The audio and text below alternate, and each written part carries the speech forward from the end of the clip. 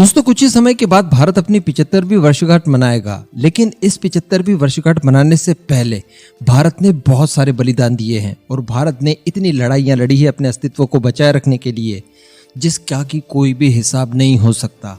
कल ही के दिन हमने विजय दिवस मनाया, यानी भारत ने कारगिल वॉर में कल ही के दिन विजय हासिल की थी। एक्चुअली 1999 के दौर में पाकिस्तान ने अपने सैनिकों को आतंकियों के वेश में भारत के ऊपर चढ़ाई करने के लिए भेजा और उन्हें खासा एडवांटेज भी मिल रहा था इस युद्ध के दौरान। कारण ये था कि वो लोग ऊंचाई पर थे और भारतीय सेना नीचे थी।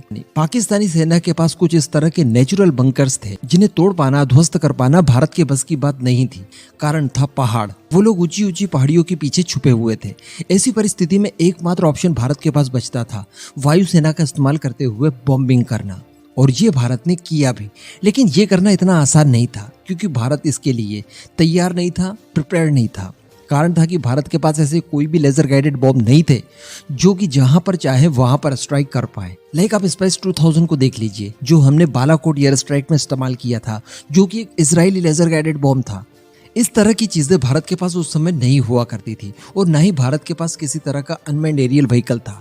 वो तो आज भी नहीं है। आने वाले समय में कई सारे ड्रोन्स हम लोग बना रहे हैं, लेकिन आज की परिस्थिति देखी जाए तो भारत के पास इसका अच्छा खासा अकाल है। लेकिन ऐसी परिस्थिति में एक देश था जो भारत के साथ मजबूती से खड़ा हुआ था और उस देश ने भारत के लिए पाकिस्तान की धज्जियां उड़ा दी।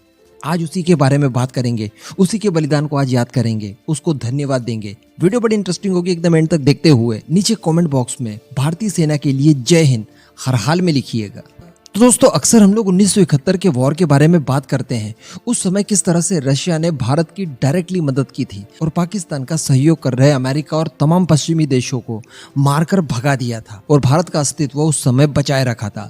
इसके लिए रशिया का हम लोग अनेक बार धन्यवाद देते हैं। लेकिन एक देश को भूल जाते हैं, इसराइल को। दरअसल बहुत कम लोग जानते होंगे कि 1971 के वॉर में रशिया के साथ साथ भारत का सहयोग इजराइल ने भी किया था। और बड़ी बात यह थी कि रशिया जितना ताकतवर, इतना ज्यादा संपन्न इजराइल नहीं था। उसके पास रिसोर्सेज की कमी शुरुआत से ही रही है, लेकिन इसके बावजूद उसने भारत की मदद की। ये जानकर आपको बड़ा दुख होगा और इजराइल के ऊपर बड़ा फक्र भी होगा कि जो हथियारों का जखीरा उसने ईरान को काउंटर करने के लिए 1971 में जमा करके रखा था, ईरान जो कि उसके लिए सबसे बड़ा सिरदर्द था। 1971 के दौर में ईरान के रिलेशनशिप अमेरिका से भी बहुत मजबूत थे, ऑयल संपन्न राष्ट्र था और ये बहुत ही ज्यादा ताकतवर देशों की श्रेणी में आता था। काफी पैसा भी था उसके पास। ऐसी परिस्थिति के साथ इजराइल को ईरान को काउंटर कर पाना बहुत मुश्किल था और इसके लिए उसने कई सारे हथियारों का जखीरा तैयार किया था। लेकिन भारत के कहे अनुसार उसने 1971 में उसी जखीरे में से कई सारे हथियार भारत को दिए। और बड़ी बात यह थी कि उस समय अमेरिका और पूरी वेस्टर्न कंट्रीज ने इजराइल को ऐसा करने से रोका। लेकिन इसका फर्क बिल्कुल उल्टा पड़ा, और उल्टा फर्क इस तरह से पड़ा कि इजराइल को जैसे ही इनकार किया, इजराइल ने यह हथियार भेजने की स्पीड 2x कर दी। इजराइल को पता था कि हो सकता है कि अमेरिका और पश्चिमी देशों के दबाव के बाद हम लोग भारत को ये मदद ना भेज पाए, इसलिए उसने जितना जल्दी हो सके भारत को हथियारों की जखीरा भेज दिया। ये बहुत बड़ी बात है यार, अगर इसको हम लोग अंदर से सोचे तो। यही कुछ हुआ था कारगिल वॉर के दौरान भी 1999 में। सबसे पहले तो मैं आपको बता दूं कि इजरायली वो देश था जिसने भारत को इस युद्ध के दौरान यूएवी सौंपे थे, यानी अनमैन्ड एरियल व्हीकल। जो हेरन टीपी ड्रोन है ना, उसी तरह का ड्रोन हम लोग कारगिल वॉर में इस्तेमाल किए थे, जो कि इजरायली था। इसी के साथ साथ जैसे ही युद्ध शुरू होने लगा उससे ठीक पहले भारत ने जो इजराइल को हथियारों का ऑर्डर किया था, वो ऑर्डर इजराइल ने तत्काल बिल्कुल आनंद फानन में भारत को डिलीवर कर दिया। इजराइल को पता था कि इस बार भी अमेरिका उसे रोकने की कोशिश करेगा और ऐसा हुआ भी। अमेरिका ने तमाम कोशिशें की कि भारत को ये हथियार इजराइल ना भिजवाए, लेकिन अगेन इजराइल ने इन हथियारों को 2x स्पीड से भारत को भेजा। भारत के फाइटर जेट मिराज, जो कि कारगिल वॉर में बोफोर्स के बाद सबसे बड़े हीरो थे, उनमें लेजर गाइडेड बॉम्ब का इंटीग्रेशन इजराइल द्वारा ही करके दिया गया था।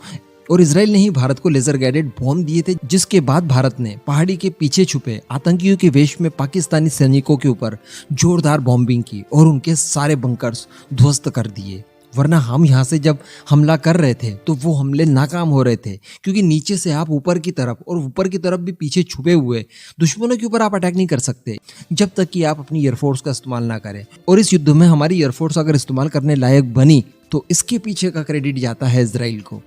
आज इजराइल को याद करने का और दिल से याद करने की बहुत ज्यादा जरूरत है। कहने का मतलब तमाम बंदिशों के बावजूद इजराइल भारत की मदद करने से पीछे नहीं हटा।